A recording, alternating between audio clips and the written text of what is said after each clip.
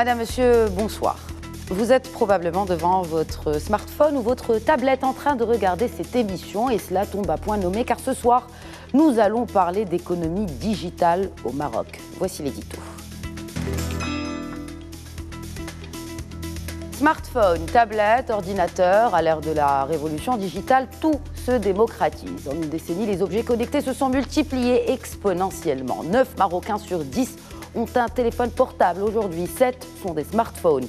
Les statistiques sont là, témoignant d'un saut technologique rassurant pour un Maroc digital, ou en tout cas, un pays qui aspire à le devenir. Là, il y a de quoi être sceptique, légitime, quand on voit le degré d'interconnectivité étatique, un projet e-gov hypothétique, voire balbutiant à la veille de la date fatidique de la stratégie 2020, ou communément appelée Maroc Digital.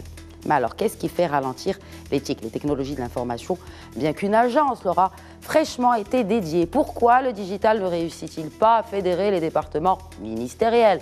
Nous sommes là ce soir pour une autocritique du numérique, critique, comme le veut la tradition de cette émission, pragmatique, pour comprendre et déceler cet ingrédient miraculeux afin de déclencher ou d'enclencher notre révolution 4.0.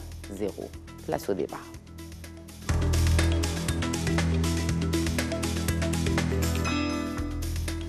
Et sur le plateau d'Éco-Débat ce soir, j'ai le plaisir de recevoir la présidente de l'APEBI, de la Fédération des technologies de l'information, des télécoms et de l'offshoring, Selwa Qarqri Belghziz. Bonjour et bienvenue. Bonjour, merci pour votre invitation.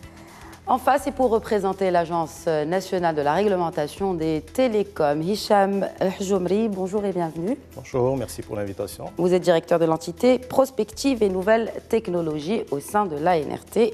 Bienvenue encore une fois. Khalid Zieni, expert en télécom, est également sur le plateau d'Éco-Débat aujourd'hui. Bonjour et bienvenue. Bonjour, et merci pour l'invitation. Alors nous allons commencer avec l'actualité. L'actualité, c'est cette enquête diligentée par le régulateur des télécoms au sujet des technologies de l'information. Et je me tourne bien naturellement vers en tout cas la personne qui représente l'ANRT, Hicham Hjoumri. Quels sont les principaux chiffres qui ressortent de cette enquête ? Merci. Alors, effectivement, c'est une enquête que nous avons menée au cours du premier trimestre 2018. Donc, c'est une enquête qui permet de ressortir un peu l'usage des technologies de l'information et de la communication au Maroc. Alors, cette enquête, en fait, elle a plusieurs volets. Je ne vais pas m'attarder sur l'ensemble de l'enquête, bien sûr, c'est des indicateurs qui sont très intéressants, mais je vais m'attarder sur les principaux indicateurs qui ressortent au niveau de cette enquête. Alors, vous avez en fait trois axes qui sont importants et qui ressortent. D'abord, une généralisation de la téléphonie mobile au niveau de l'ensemble du territoire national. Vous l'avez dit vous-même, donc 99,8% des ménages qui sont aujourd'hui équipés en téléphonie mobile. Donc, c'est un chiffre qui montre une quasi-pénétration du téléphone mobile au niveau de l'ensemble des foyers. Vous avez en fait le nombre que vous avez également avancé de 90%, 92% des individus qui sont eux équipés en téléphonie mobile. Donc là, encore une fois, une généralisation de la téléphonie mobile. Et à côté de cela, vous avez durant ces dernières années une pénétration d'un équipement qui est le smartphone, qui devient aujourd'hui véritablement un engouement au niveau de la population marocaine, puisqu'on a aujourd'hui un taux de 73% des individus qui sont équipés en téléphonie mobile. C'est à peu près 22,5 millions de smartphones qui sont en circulation au niveau national. Donc ça, c'est le premier volet de la téléphonie mobile qui ressort au niveau de l'enquête. Il y a le deuxième volet qui est celui des ordinateurs. Donc vous l'avez dit, tout ce qui est ordinateur fixe, tout ce qui est tablette, tout ce qui est ordinateur portable. Aujourd'hui, là aussi, il y a une pénétration assez intéressante au niveau des foyers, puisqu'on ressort un taux de 60% des foyers qui sont équipés en ordinateur. C'est un taux qui a évolué de manière assez importante durant ces dernières années, puisqu'on est passé de 30% il y a 4-5 ans, à aujourd'hui un taux de à peu près 60%. Donc une évolution assez intéressante au niveau de l'équipement en ordinateur. Au niveau des individus, il y a encore des efforts à faire. On est à 20% d'individus qui sont équipés en ordinateur. Et le troisième axe qui ressort au niveau de cette enquête et qui est aussi tout aussi important pour la société marocaine, c'est l'accès à Internet. Donc aujourd'hui, on a un taux d'accès à Internet au niveau des ménages qui est de l'ordre de 70% de foyers qui ont un accès à Internet. Ça a énormément évolué durant ces dernières années. Là aussi, on était à des taux de 25% il y a 6-7 ans. Aujourd'hui, on est à un taux de 70%. Bien sûr, il y a le mobile qui est arrivé pour encourager un peu cet équipement. Et à côté de cela, vous avez en fait un taux d'utilisateurs d'Internet qui est aussi important. On est à quelque chose comme 22 millions d'internautes. C'est des chiffres qui montrent aujourd'hui que l'Internet se généralise au niveau de la population marocaine. Et c'est des taux qui aujourd'hui, en comparaison avec la région, avec les pays voisins, sont des taux très importants et très intéressants. On y reviendra peut-être par la suite. Voilà. Alors, donc ça, c'est les principaux axes que je voulais développer. Je voudrais faire réagir Selwa Kharib-Belkziz. Ces conclusions sont-elles positives? Parce qu'il y a une évolution positive, mais sont-elles positives pour l'économie marocaine? Ils sont positifs forcément sur une partie de l'économie marocaine. Mais ce qu'il faut signaler, c'est que ce sont des smartphones qui sont importés. Tout ce matériel-là, il est importé. Donc sans valeur ajoutée réelle de la part des Marocains et pour le Maroc. Mais ce qui est le plus important, c'est qu'est-ce qu'on fait de ces 99% des smartphones? C'est vraiment le service. Qu'est-ce qu'on offre comme service au niveau des citoyens? Et quand on parle de la répartition Internet, 70% d'accès à Internet, quelle est la répartition entre le rural et l'urbain? Parce qu'il faut absolument démocratiser justement l'accès à l'Internet. Il faut démocratiser tous ces équipements. Est-ce que nous avons des plateformes nationales numériques? Non, on n'a pas. Donc c'est toutes ces questions. Donc c'est comme si on dit on a peut-être une route, mais on n'a pas, de voiture pour rouler sur les routes. Vous faites allusion, quand vous dites plateforme, je vous interromps si vous le permettez, Madame Belkziz. Quand on parle de plateforme, on a bien créé des plateformes justement pour le numérique et le digital au Maroc. Je dirais les plateformes numériques de services. Comme on prend par exemple Jumia, qui a été créé par Orange il y a des années au niveau de l'Afrique et qui concurrence des plateformes internationales. Parfait. On n'en a pas encore au Maroc. Donc c'est très bien ce qui a été fait. Et au niveau Maroc, rappelez-vous, on est précurseur dans la réforme de la téléphonie mobile dans les années 80. Et là, nous commençons à prendre du retard sur le reste, donc sur en fait les services à l'usager. C'est ça qui est important. Donc c'est vraiment les services à l'usager qu'on doit faire un effort pour développer. Plus, il faut continuer les réformes de télécom et l'infrastructure de télécom doit être encore plus puissante pour justement couvrir l'ensemble du territoire national. Vous évoquez ce point et justement c'était ma deuxième question à Hicham El Hadjoumri par rapport au niveau de satisfaction. Est-ce qu'aujourd'hui, votre agence prend en considération cet indicateur de satisfaction des clients par rapport aux services qui leur sont en tout cas proposés par les opérateurs télécoms? Je ferai réagir Khalid Ziani juste après. Par rapport à la satisfaction, en fait, les opérateurs ont des engagements au niveau de leur cahier de charge. Donc, ils ont des engagements précis par rapport à la qualité de service, donc au niveau des services qu'ils offrent. Et sur ces engagements, donc l'ANRT, justement, suit un peu le travail qui est fait par les opérateurs à travers des enquêtes que nous menons par rapport à la qualité de service, donc en termes de qualité de service et autres. Et sur l'ensemble des enquêtes que nous avons menées jusqu'à présent, donc par rapport aux engagements des opérateurs, les opérateurs respectent en fait ces engagements au niveau de la qualité de service. Maintenant, ce qu'il faut savoir, c'est qu'il y a des services qui sont avec des débits garantis, avec des débits qui sont garantis, et d'autres services qui sont plus d'ordre du best effort de l'opérateur qui offre le service. D'accord ? Donc, sur ces aspects-là, aujourd'hui, il y a un suivi qui est fait au niveau de l'agence. D'ailleurs, sur notre site web, il y a un suivi régulier des doléances des consommateurs qui sont suivis. Nous appartenons également à la plateforme Shikaya.ma pour suivre justement ces aspects de satisfaction du consommateur. Et jusqu'à présent, on a reçu des doléances, quelques-unes bien sûr, qui ont été traitées et résolues dans les délais qu'il fallait. Voilà. Très bien. Khalid Ziani, tout d'abord une réaction par rapport aux chiffres qui ont été annoncés par cette enquête de la NRT et puis également par rapport à cette qualité des services des télécoms au Maroc. Alors les chiffres en fait confirment plusieurs points. Le premier point, c'est la capacité des Marocains à adopter les nouvelles technologies. On voit très très bien à chaque fois qu'il y a une nouvelle offre ou un nouveau service, ils vont très très vite pour adopter ces nouvelles technologies, plus vite que les études prévoient. Donc nous arrivons par exemple à un taux de 70% d'équipement en smartphone. C'était plus que ce qu'avait calculé la NRT dans son cahier des charges pour les opérateurs télécoms lors de l'attribution de la 4G. Donc les Marocains sont des early adopters, premier point. Deuxième point, on voit que là où on a un gros problème, c'est sur des critères fondamentaux concernant les télécoms, les infrastructures télécoms. Là, on a un vrai gros problème qui date d'il y a plusieurs années, qui est que nous n'avions pas prévu dès le départ la possibilité de mutualiser ces infrastructures.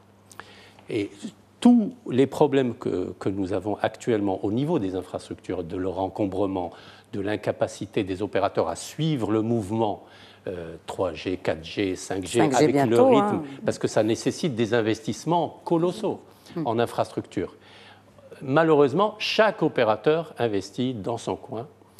Il n'y a aucune possibilité de mutualisation, même si après coup, le régulateur a instauré des règles d'accès de dégroupage entre les opérateurs ou autres, mais ces règles sont restées inopérantes puisque, à l'origine, dès le départ, il fallait penser à cette mutualisation des infrastructures et des investissements qui permettent aux opérateurs de se concentrer sur les services et de ne plus se préoccuper des investissements sur les infrastructures. Donc nous avons actuellement ce vrai frein qui sont la non-mutualisation des infrastructures et qui se traduit par une insatisfaction des utilisateurs sur les débits, une insatisfaction des entreprises sur la capacité des tuyaux à transporter leurs services numériques, une incapacité d'installer des data centers, puisque le cloud computing est resté malheureusement sur un pays qui est carrefour entre l'Europe et d'une faiblesse extraordinaire. Tout ça est lié au fait que nous n'avons pas préparé la mutualisation des infrastructures au niveau réglementaire et au niveau législatif. Oui, justement, je suis tout à fait d'accord avec l'analyse que le professeur a faite. Néanmoins, il faut quand même signaler qu'il y a une loi qui est en cours au Parlement même. Non, mais là, elle est vraiment en cours de discussion. Hein, donc, je suis optimiste pour que ça sorte très rapidement, qui va justement permettre ce partage d'infrastructures et qui va permettre justement un investissement plus important. Il y a ça, il y a l'autre point qui est très important aussi. Il faut aussi signaler que nous avons aussi bientôt, ça va être mis en service, tout ce qui est mobile payments. Et ça, c'est important puisque la loi, elle est déjà passée. C'est la nouvelle loi, justement, 103/12, qui ouvre justement, donc la loi bancaire, qui ouvre cette possibilité et qui va pouvoir justement permettre aux startups et grandes entreprises de développer énormément de services et d'applications sur le mobile banking. Donc tout est prêt. C'est le mobile banking et non le mobile payment, parce que aujourd'hui, pour le mobile banking, comme vous l'appelez, l'opérateur doit être adossé à une banque, finalement, pour proposer ce service aux consommateurs, aux clients. On ne parle pas de mobile payment encore au Maroc. Si. Mais si, justement. Si. Le projet, il est déjà prêt. Ça a été lancé donc, par la Banque mondiale, enfin la Banque du Maroc, avec l'ensemble des banques, et la NRT est partie prenante de ce projet-là, qui est techniquement prêt et qui va être lancé, je pense, dans les semaines qui viennent. Mais c'est-à-dire, cela veut dire qu'un opérateur aujourd'hui peut jouer le rôle d'une banque, Hicham Tijombi ? Éventuellement, bon, s'il est agréé pour, effectivement, donc c'est des choses qui vont venir à l'avenir et aujourd'hui c'est un processus qui est en cours. Moi je voudrais juste revenir en fait par rapport à la partie infrastructure qui a été évoquée auparavant. Très importante. Effectivement c'est une problématique qui n'est pas spécifique au Maroc, donc la question du partage d'infrastructures c'est quelque chose qui se pose même au niveau international. Donc les opérateurs doivent se mettre d'accord pour effectivement partager leur infrastructure et pour mutualiser l'infrastructure pour que ça soit quelque chose d'optimal et de bien dimensionné. Et rebondir également sur ce qui a été dit par Mme Kharkhay. Aujourd'hui, il y a un projet de loi qui est en cours de passation au niveau du Parlement. Déjà, il a été adopté à la première chambre, donc il doit passer à la deuxième chambre. Et c'est un projet qui va venir renforcer. Aujourd'hui, il y a des choses qui se font, mais effectivement, le projet qui va venir va renforcer un peu ce travail de partage d'infrastructures, de mutualisation, qui effectivement est important. Mais bon, ce n'est pas une spécificité, je veux dire, au niveau national. Voilà.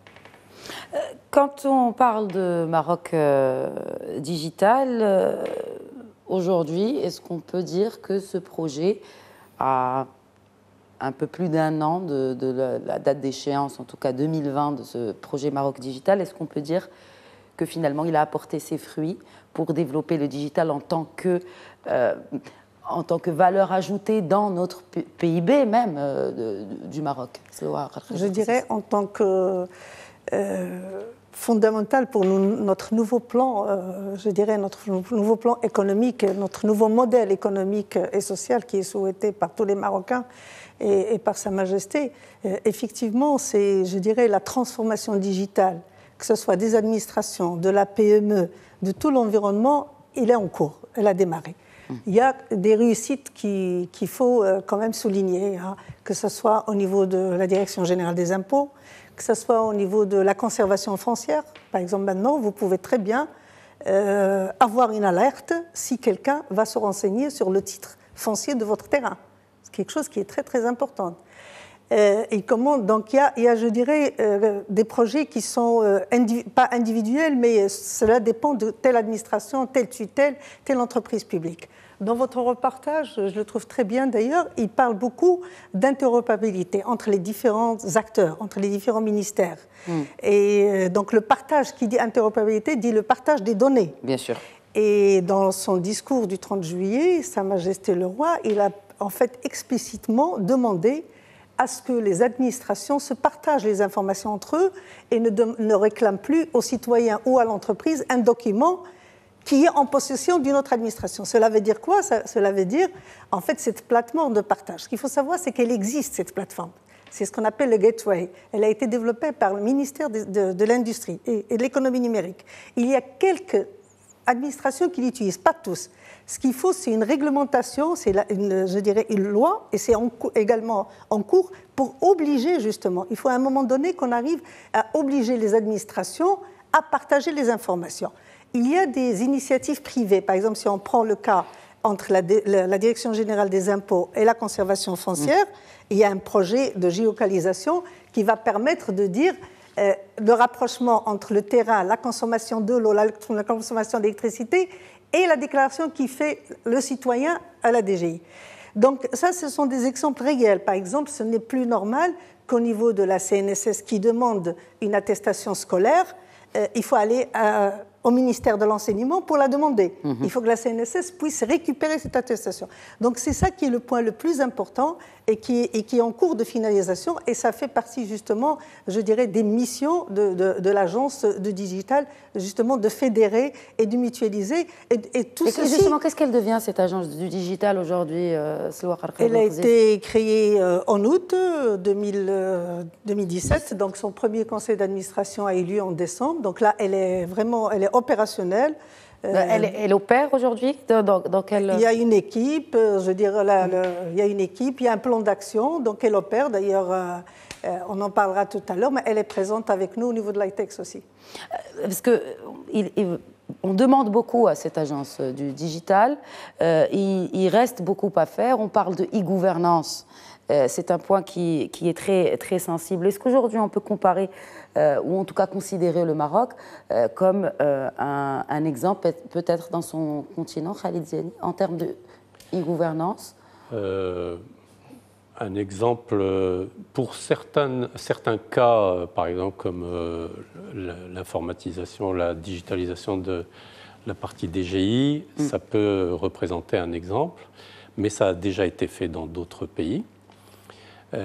Par contre, pour d'autres aspects, comme par exemple, comme l'a évoqué Mme Belrziz, le mobile payment, nous sommes très largement dépassés par d'autres pays en Afrique. Donc, en fait, nos freins, nous commençons maintenant, nous sommes sur la bonne voie pour la digitalisation des administrations. Nous avons encore quelques obstacles à passer qui sont, alors, effectivement, l'interopérabilité entre les administrations, mais ce que je trouve essentiel, parce que j'ai déjà travaillé sur des projets e-gov, c'est cette capacité de chaque administration à se dire et à recourir à l'outsourcing. C'est ce qu'ont fait tous les autres pays. en matière de digitalisation pour l'accélérer.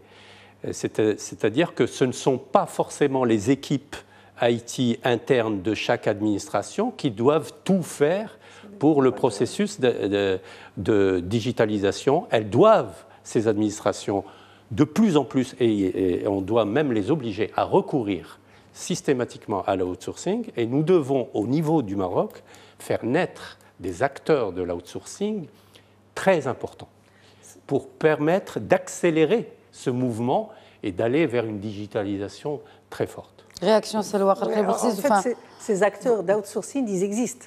Puisque dans le secteur offshoring, nous employons à peu près 6000 cadres ingénieurs qui, justement, mettent en place des projets outsourcés par des entreprises européennes. Donc la compétence, elle existe, les opérateurs sont là. Il faut juste que ces entreprises outsourcent. Mais ça ne dépend pas de leurs équipes informatiques. Un projet de transformation digitale dépend beaucoup du chef d'entreprise et du directeur de l'entreprise publique. Et aussi des banques. Prenez l'exemple, sans le citer, de Digital. Depuis l'arrivée du nouveau président, il y a une dizaine d'années, il a fait du digital, je veux dire, son champ de bataille. Et maintenant, la banque, je dirais, a des fruits, a une croissance qui est importante grâce au digital. Donc, tant que le chef d'entreprise, le responsable administratif, le ministre n'a pas compris que le digital et la transformation digitale, c'est justement pour qu'il soit plus compétitif, on n'ira pas très loin. Mais heureusement qu'il y en a qui l'ont compris. Les autres, il faut les obliger. On n'a pas le choix. Non, mais on parle de les obliger pour s'améliorer, pour améliorer la qualité de leurs services. Pour la transparence aussi, très important, la transparence de l'information. Très bien, mais quand on parle de transparence de l'information, vous dites qu'il faut les obliger, mais si, je veux dire, qu'est-ce qui fait qu'il n'y ait pas de transversalité finalement des visions ? Vous savez, une vision, d'abord, elle est portée par le chef d'État lui-même qui donne des instructions lors des différents discours. Et après, c'est au gouvernement de les mettre en œuvre. Et c'est là que vous voyez des différences entre différents départements.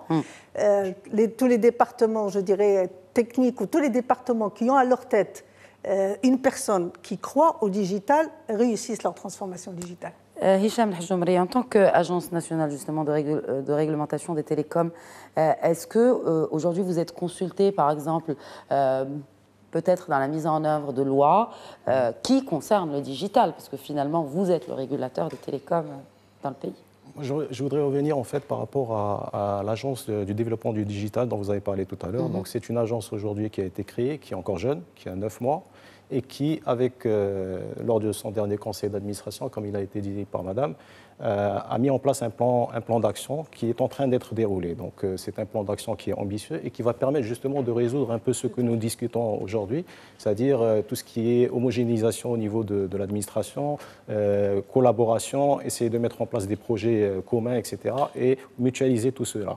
Donc l'agence est jeune, elle est en train de dérouler ce programme et normalement les choses devraient commencer à s'éclaircir dans les prochains mois. Alors, par contre, au niveau de l'agence, moi je voudrais parler au niveau de l'agence, ce qui nous importe le plus, c'est tout ce qui est infrastructure qui accompagne justement cette digitalisation. Et nous travaillons dessus depuis un certain temps. Aujourd'hui, je pense qu'il y a une infrastructure qui est là, qui est en train de se développer. Il y a un plan national haut débit qui a été mis en place, qui a une durée de 10 à 15 ans. C'est une pratique qui est courante au niveau de l'ensemble des pays, au niveau international. Donc un plan national haut débit qui va permettre de généraliser justement cet accès haut débit, non seulement aux citoyens, mais également aux entreprises et aux administrations. Et ce plan national haut débit a deux objectifs en fait. Un objectif qui est celui de couvrir l'ensemble de la population avec un débit minimal de 2 mégabits, donc c'est du haut débit. Et un autre objectif qui est celui de couvrir 50% de cette population avec un débit de 100 mégabits et plus. Donc là, on est en train de parler de fibre optique. Sur ces deux objectifs, aujourd'hui, le premier est déjà en cours de réalisation avec notamment l'introduction de tout ce qui est 4G. Donc une technologie qui permet d'avoir des débits relativement intéressants pour accéder à du haut débit. Et à côté de ces actions, il y a aujourd'hui les opérateurs qui commencent à déployer en fait l'infrastructure de fibre optique. C'est des choses qui sont entamées, qui sont en cours de développement. Et donc c'est un plan qui aujourd'hui est assez ambitieux et qui va permettre justement d'accompagner cette digitalisation au niveau national en termes d'infrastructure, encore une fois. Une dernière réaction, Khalid Ziani, avant qu'on passe à la pause, peut-être, par rapport à, justement, à cette question des infrastructures, par rapport même à ce qu'apporte finalement cette digitalisation au tissu entrepreneurial marocain, au secteur privé. Alors, pour les infrastructures, je dis toujours que, en fait, tous ceux dont on parle en termes de services sont des services connectés. Et qui dit services connectés dit recours aux infrastructures télécom. Donc les infrastructures télécom sont clés dans cette évolution. Si vous avez des infrastructures télécom insuffisantes, par exemple des débits pas assez élevés, vous êtes pénalisé et vous ne pouvez pas développer certains services. Donc nous, dans le plan haut débit, vous avez entendu, donc nous évoluons vers du 2 mégas, je crois, qui doit couvrir 90% de la population d'ici 2020. Je pense que nous arrivons, parce que les statistiques le confirment, nous arrivons à atteindre ce... Mais il faut aller encore plus vite. Et nous heurtons à cette problématique de coût pour installer ces infrastructures. Normalement, on devrait être avec de la fibre optique jusqu'aux citoyens. On devrait être donc à des débits de plus de 100 mégabits, logiquement. Ce n'est pas le cas. Donc, et même entre les entreprises, nous souffrons d'un manque de débit entre les entreprises. Vous avez des entreprises, par exemple, si vous faites allusion au e-commerce, comme l'a fait, ou au data center, ils ont besoin de très très haut débit. Bien sûr. Parce que vous avez la bande passante qui est couverte par plusieurs milliers de transactions. Sans parler des fintechs. Donc là-dessus, l'infrastructure joue un rôle très important. Et l'infrastructure doit pouvoir permettre l'évolution vers la naissance de nouveaux services qui n'existent pas au Maroc, qui existent ailleurs dans d'autres pays. Vous avez la vidéo, la télévision est passée sur l'Internet. Tout est en train de passer totalement sur l'Internet. Donc la consommation de débit est gigantesque. Ça nécessite des infrastructures et des investissements colossaux par les opérateurs. Très bien, messieurs, dames, nous allons y revenir. Je propose juste de faire une petite pause et nous reviendrons au débat juste après. Merci de rester avec nous. Bienvenue à ceux qui nous rejoignent. Vous regardez Éco-Débat. Aujourd'hui, nous parlons digital et numérique. Et juste avant la pause, ce point essentiel, clé pour le développement du digital, celui des infrastructures. Vous vouliez réagir peut-être à ce qui a été dit. Ce point, bien sûr, est essentiel, les infrastructures, mais malheureusement, ça demande beaucoup d'argent. Alors finalement, quelle est la solution ? Je pense que la solution, on en a parlé depuis tout à l'heure, avec l'ouverture justement de ces infrastructures et des échanges entre les différents opérateurs, il va y avoir des investissements beaucoup plus importants. Moi, si toutefois ça se fait. Non, ça va se faire. Très bien. Ça va se faire. Les trois opérateurs attendent justement de pied ferme cette loi qui est déjà passée par la première chambre et qui va passer à la chambre des conseillers. Moi, je voudrais juste faire un parallélisme entre les infrastructures et les autoroutes. Quand le Maroc a lancé des autoroutes, je dirais, c'est incroyable ce que ça a développé, je dirais, le commerce en général en tout. Les infrastructures, c'est exactement pareil. Ça va développer le e-commerce, qui représente moins de 5% par rapport au commerce au niveau du Maroc. Ça va créer énormément d'emplois pour les jeunes, des start-up. Donc c'est quelque chose qui est indispensable et qui va justement bouleverser le numérique et surtout créer des nouveaux métiers qu'on n'a pas encore. Quel est le résultat ou la suite en tout cas des contrats-programmes relatifs à l'offshoring et à la stratégie Maroc Digital ? Il y a eu 2 contrats-programmes, donc celui de Maroc Digital, donc on a parlé tout à l'heure de l'ADD, qui est l'Agence de développement digital, qui est en cours d'opérationnaliser le plan digital. Nous avons d'ailleurs régulièrement des réunions avec le ministre de tutelle. Au niveau de l'offshoring, le contrat d'application, il a été mis en œuvre, signé. Nous attendons les fonds du ministère des Finances pour le mettre en œuvre. Et il y a un autre pilier dont on n'a pas parlé du tout dans cette émission encore, parce que le numérique, c'est sur 2 pieds qu'il peut marcher, les infrastructures et les ressources humaines. La formation, j'y venais. La formation, j'y venais, madame. Désolée. Mais allez-y. Non, mais vous l'évoquez, ça je voulais juste dire que la formation, c'était quelque chose d'important, surtout quand on a des projets aussi complexes. Nous avons un projet qui va démarrer bientôt au Maroc, qui est énorme. C'est le projet de registre social unifié, qui a été donc lancé il n'y a pas longtemps, qui va être basé sur ce qu'on appelle une application open source en Inde.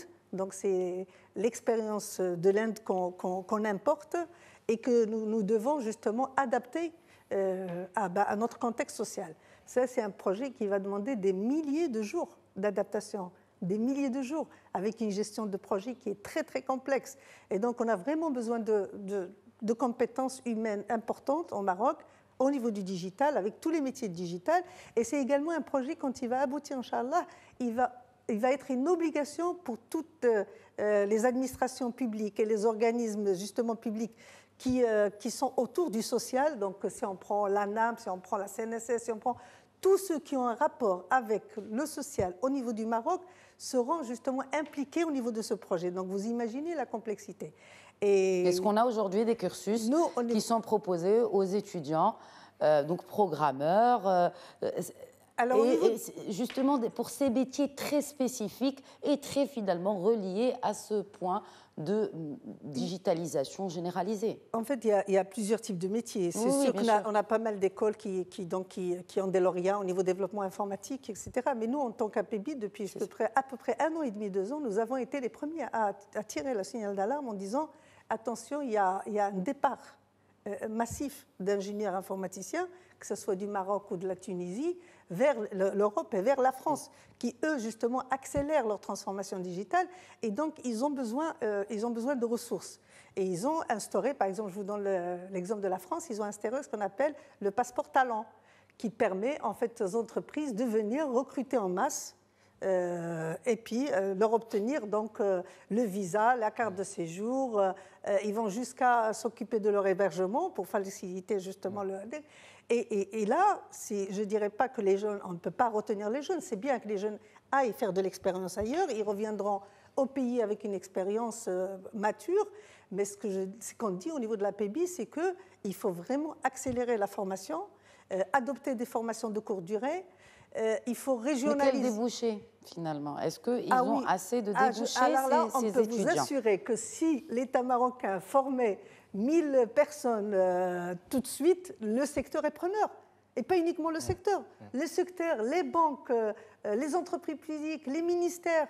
Vous ne vous rendez pas compte, il y a des écoles privées qui ont des promotions de 40 à 50 étudiants, dont 90% partent au moment où ils ont leur diplôme. Donc, l'emploi, il est là. Maintenant, il faut former plus. Et on est là, justement, avec le ministère de tutelle et le ministère de l'Enseignement pour accélérer cette formation, sachant qu'on peut également faire ce qu'on appelle des formations reconversion pour des demandeurs d'emploi qui viennent d'autres filières. Très bien. Sur une période de 6 mois. Donc, les solutions existent. Il faut juste qu'on les mette en œuvre assez rapidement. Hicham, j'aimerais peut-être une réaction. Juste peut-être sur cet aspect formation, c'est effectivement le capital humain, c'est quelque chose aujourd'hui d'important dans le secteur de l'IT. Et je voudrais juste intervenir sur ce point parce qu'il y a une école, l'école d'ingénieurs de l'INPT, qui est rattachée à l'ANRT et qui contribue justement à la formation d'ingénieurs pour justement accompagner le secteur. Et beaucoup d'ingénieurs aujourd'hui travaillent dans des banques, etc., qui sont lauréats de cette école. Je voudrais juste signaler que cette école a fait évoluer ses programmes pour justement s'adapter à cette demande du marché. Aujourd'hui, cette année, donc la rentrée de cette année, il y a eu 7 nouvelles filières qui ont vu le jour au niveau de cette école et qui s'adaptent à tout ce qui est IoT, blockchain, cloud computing, etc. Donc la formation doit aussi s'adapter au marché et évoluer dans ce sens-là pour répondre justement aux besoins du marché. Voilà, c'était juste une petite... Alors, avant d'attaquer cet aspect Afrique des nouvelles technologies, avec naturellement cet événement majeur, le Business Forum International, enfin l'ITEX, donc que Rabat, la capitale, abrite cette semaine, 3e édition. Bon, alors, avant d'attaquer la 3e édition, est-ce qu'on peut dire qu'aujourd'hui, il commence à arriver à maturité cet événement? Je pense que c'est la 3e édition. Malgré qu'on a changé de lieu, on a changé de format. Très bien. Donc, nous ne sommes plus à Casablanca cette année, donc depuis ce matin, nous sommes à Rabat, pour être justement plus proches des administrations, en leur disant, si vous ne pouvez pas venir à Casano, on vient vers vous. Donc, pour pousser encore plus, je dirais, le bouchon, pour accélérer le phénomène du e-gov. Et également, on a un peu changé de format, puisque c'est devenu plus un business forum, donc sur 2 journées, avec des rencontres B2B, des conférences de haut lieu, avec des auteurs qui vont venir justement, qui ont écrit des livres assez intéressants sur le digital, sur l'apport du digital, sur le danger des fois du digital, sur les précautions à prendre également.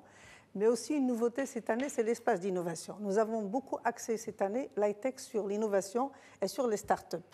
Donc nous avons mis en place un village et j'espère que encore demain, la 2e journée, donc on aura des visiteurs et vous serez la bienvenue. C'est un village expérimental extraordinaire avec tout ce qui est nouveauté. Et pour la première fois, nous avons au Maroc le robot Piper, qui est un robot japonais qui parle 99 langues, qui pèse 80 kilos et qui est venu au Maroc après 15 jours de bateau, parce qu'il ne peut pas venir dans l'avion, question de sécurité. Et en fait, on veut montrer aux Marocains que ce n'est pas du rêve, que ces robots, ce n'est pas de la science-fiction, mais que c'est du réel, et donc qu'ils peuvent venir en parler avec... et ce robot, il existe à l'accueil, dans des banques en Suisse, il existe dans pas mal de... Et on a un partenaire qui est GIF Informatique, qui a bien voulu le ramener donc au Maroc et le programmer. Et donc, bien sûr, il y a tout ce qui est... On a l'imprimante 3D qui va être là en réel. On a 150 startups donc, qui sont là suite à un concours que nous avons lancé et qui vont présenter justement leur innovation, leurs idées. Marocains, tout à fait. Il y a également des Marocains résidant à l'étranger qui sont là, de plusieurs pays, des États-Unis, du Canada, de la France, etc. On a à peu près 10 pays également d'Afrique qui seront là. Et c'est je dirais, pour nous, on doit en faire un rendez-vous annuel. Pour justement, on est dans un secteur qui bouge très vite. On ne peut pas se permettre de le faire tous les 2 ans. Il faut le faire tous les ans. Et ça permet également de faire la veille et de faire un bilan avec notre ministre de tutelle, qui lui est le partenaire principal par l'intermédiaire de l'AMDI de cet événement. Et donc, à chaque année, venir justement faire un bilan et faire un point d'avancement. Khalid Ziani, vous pensez que... On le voit aujourd'hui, beaucoup de startups africaines commencent à percer et commencent à être un peu sur l'orbite internationale. Oui. Ce n'est pas le cas aujourd'hui pour le Maroc, selon vous? Enfin, en tout cas pour les startups marocaines. Si, quand même. Au Maroc, nous avons quelques entreprises qui font partie des top 10 mondiaux dans certains domaines. Donc, il y en a, elles ne sont pas forcément connues. Mais ce que je dirais à propos du salon high-tech, c'est aussi un lieu d'échange d'expériences. Et malheureusement, en fait, nos sources d'inspiration étaient essentiellement tournées vers l'Europe, les USA, l'Asie. Et on s'aperçoit qu'en Afrique, il y a beaucoup d'innovations, beaucoup d'expériences dont on pourrait s'inspirer. Des success stories. Et notamment, alors, il y en a une, c'est le mobile payment. Le mobile payment, donc le Kenya a 24 millions de personnes qui payent leurs courses par mobile. Et c'est le même chiffre de pénétration. Je veux juste rappeler que 60% de la population est connectée. C'est-à-dire qu'ils ont un taux de pénétration quasiment similaire à celui du Maroc, 60%. Et c'est très, très intéressant d'analyser comment ils sont arrivés à cela, parce que ce sont des conditions similaires au Maroc. Et on pourrait faire la même success story dans ce domaine. Comment ils sont arrivés à cela? C'est dû à un seul fait, c'est que c'est un opérateur télécom qui a lancé le service mobile paiement.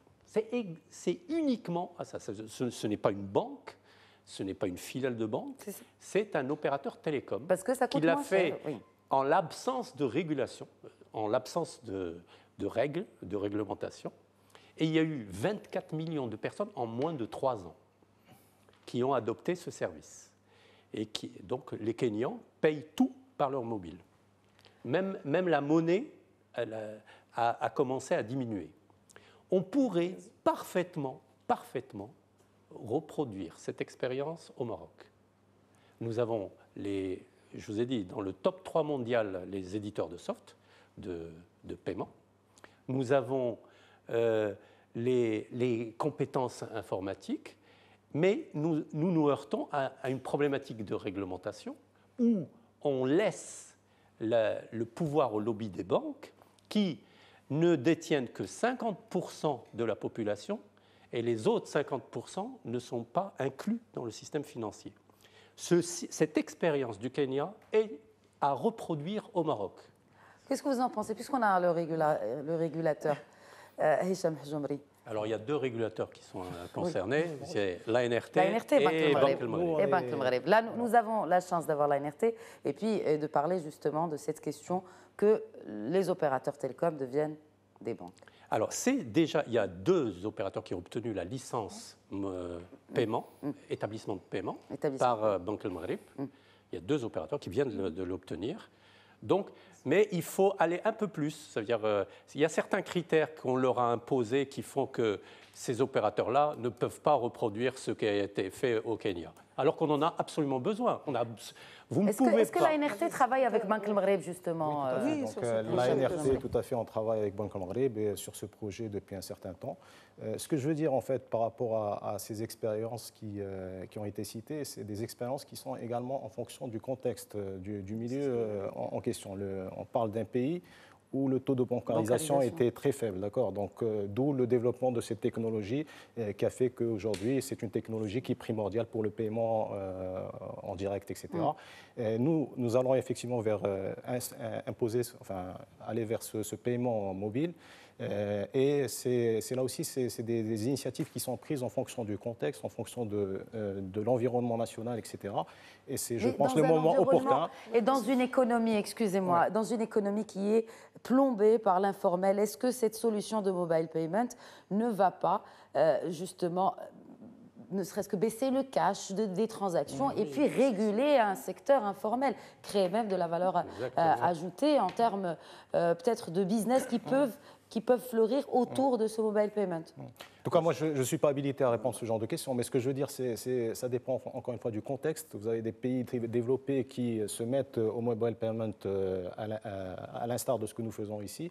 Donc, tout ceci est déclenché par un environnement national, par des conditions, par un certain nombre de choses qui se mettent en place au fur et à mesure au niveau de chaque pays. Juste sur ce point-là, je suis tout à fait d'accord. Au-delà de mobile payment, ça y est, le Maroc, je veux dire, il a décidé, s'est lancé. Ça a été fait au Kenya parce qu'ils ont un taux de bancarisation très faible. Et l'intérêt, justement, d'un événement comme l'ITEX, c'est d'avoir des start-up du Maroc et d'autres pays d'Afrique. Et en fait, il faut créer des solutions pour les Africains. Parce que justement, ce n'est pas les mêmes solutions innovantes en Europe. En Europe, ils n'ont pas besoin de mobile payment. Il y a un taux de bancarisation qui est déjà très élevé. Et nous, cette année, comme vous le savez, tous les ans, nous avons 2 pays à l'honneur. Cette année, nous avons choisi le Rwanda et le Bénin, parce que justement, le Rwanda, c'est un pays qui s'est développé grâce au digital. Mais un développement frappant. Justement. Juste par chiffre, le nombre de transactions numériques au Rwanda, 1,5 million de transactions par an. Numérique, digital. Mais tous les services, par jour, pardon. Par jour, tous les services aux citoyens sont numérisés au Rwanda. Et ils ont beaucoup accès sur le digital et la formation. Et donc nous allons justement avoir cette expérience pour en tenir compte, pour nous en inspirer. Le Bénin, parce que justement ils ont des start-up qui ont fait des choses extraordinaires. J'ai un chiffre ici. Il y a un start-up qui a développé une application qui a permis de réduire la mortalité infantile de 47 à 31 pour 1000. Et donc, il y a des start-up au niveau Afrique, il y a des start-up au Maroc, vous l'avez dit tout à l'heure, vous avez posé la question, est-ce qu'il y a des start-up qui sont, qui ont réussi au Maroc? Il y a des Marocains, mais ils n'ont pas encore réussi au Maroc. Et c'est là justement le plan de bataille de notre pays, c'est que ces start-up-là, ils vont ailleurs Ils vont à Dubaï, ils vont ailleurs pour trouver des financements et autres. Et donc au Maroc, nous avons démarré grâce justement à des fonds de garantie et puis à des fonds Innov et tout pour les start-up. Mais il faut que les grandes entreprises fassent confiance à ces start-up, aussi bien pour le financement et surtout pour les commandes. Parce que les start-up, ce qu'ils demandent, c'est justement qu'ils soient, qu'ils aient leur première commande à partir d'un grand donneur d'ordre. D'où la rencontre B2B entre les start-up et les grandes entreprises qui sont là. Donc une application un peu plus, en tout cas effective, du secteur privé. Et c'est ce qu'on appelle l'open innovation. Donc les grandes entreprises vont venir parler de ces process et les startups vont lui donner des idées innovantes pour transformer ces process et utiliser le digital. Sachant que le digital, ce n'est qu'un moyen, ce n'est pas une finalité. Très bien. Khalid Ziani, on parle aujourd'hui de l'Afrique, on parle quand même d'un continent où même s'il y a un problème d'électricité, eh bien 75% des foyers africains sont aujourd'hui connectés à Internet en 2018.